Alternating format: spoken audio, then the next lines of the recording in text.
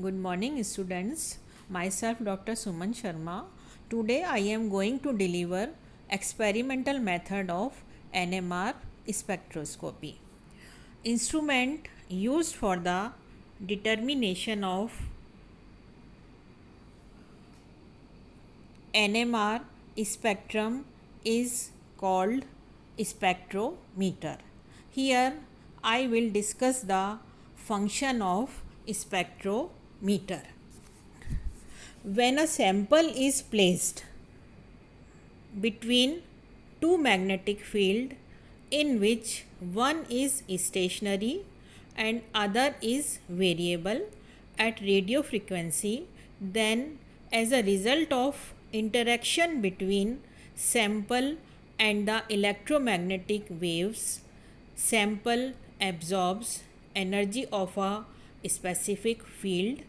Absorption of energy is obtained in the form of NMR signal by radio frequency detector and amplifier. ये spectrophotometer का general function होता है. अब spectrometer दो तरह के होते हैं. Nuclear magnetic resonance spectrometer is of two types. One is low resolution instrument and second is high resolution instrument. और स्पेक्ट्रोमीटर जो है उसके 5 मेन कंपाउंड्स होते हैं जो कि मैंने इस स्लाइड के अंदर बता रखा है. First is electromagnets, second is radio frequency, third is sample holder, fourth is sweep generator and fifth is detector and recorder. ये तो इसके 5 मेन कंपोनेंट्स हैं जो कि स्पेक्ट्रोमीटर के अंदर प्रेजेंट होते हैं. अब यदि हम इसको डिफ़ाइन करना चाहें कि इसका जो डिज़ाइन है वो किस तरह से होता है, as an NMR spectrometer can be designed to scan through a range of magnetic field strengths at a set frequency. This will put the nuclei in resonance. In this method, the magnetic strength is slowly increased while the sample is bombarded with a set of definite radio frequency. ये इसका process है जो कि हम इस spectrometer के अंदर काम में लेते हैं. अब इस जो स्लाइड में थर्ड जो स्लाइड है इसके अंदर मैंने आपको स्पेक्ट्रोमीटर का डायग्राम बता रखा है, शो कर रखा है. इस स्पेक्ट्रोमीटर के अंदर बीच में एक आपकी सैम्पल ट्यूब जिसको हम टेस्ट ट्यूब कह रहे हैं यहाँ पर, जिसके अंदर अपना कंपाउंड रखा जाता है. दोनों तरफ जो है वो स्ट्रॉन्ग मैग्नेट्स लगी रहती हैं और वो जो मैग्नेट है उनके चारों तरफ कॉइल लिपटी रहती है. यहाँ पर हम एक जो है आपका रेडियो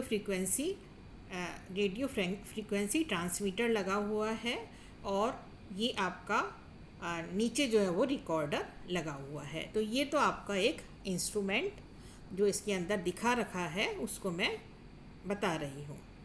अब now the sample is placed between the two poles of a powerful magnet. Sample को दो पावरफुल मैग्नेट के बीच में रखा जाता है and it's surrounded by a coil connected to a radio frequency transmitter, जो कि रेडियो फ्रीक्वेंसी ट्रांसमीटर्स उसके चारों तरफ जो है वो कॉइल लगी रहती हैं.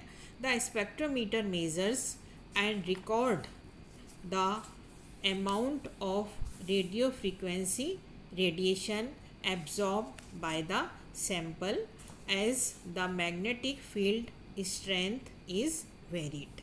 तो ये तो इसका एक जनरल जो है वो प्रोसीजर है जिसको कि हम बता रहे हैं कि ये स्पेक्ट्रोमीटर कैसे काम करता है. अब यदि हम इसका प्रोसेस बताना चाहें कि ये जो एग्जैक्ट जो प्रोसेस है कि हमको कैसे एनएमआर सिग्नल मिलता है, ये मैं आपको एक बार डिस्कस करके बताती हूँ। To obtain NMR spectrum of any compound, it's 5 to 20 milligram quantity is dissolved in appropriate solvent. Appropriate solvent means in which there is no proton, and is taken in a sample tube. Sample tube is placed between the poles of an electromagnet. On all sides of sample tubes, transmitter and receiver coils are present.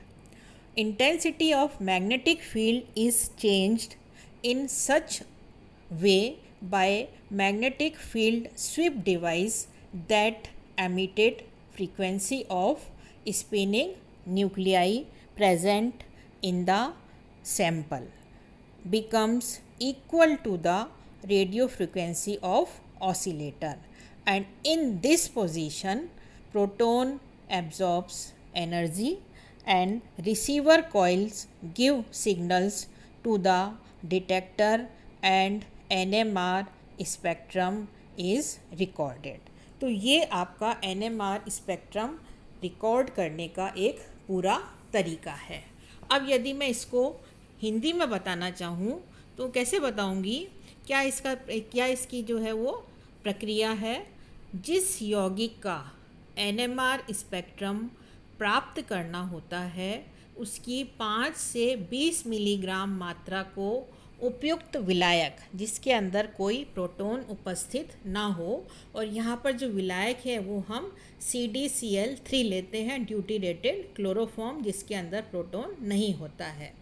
इस विलायक में घोलकर sample नलिका में लेते हैं।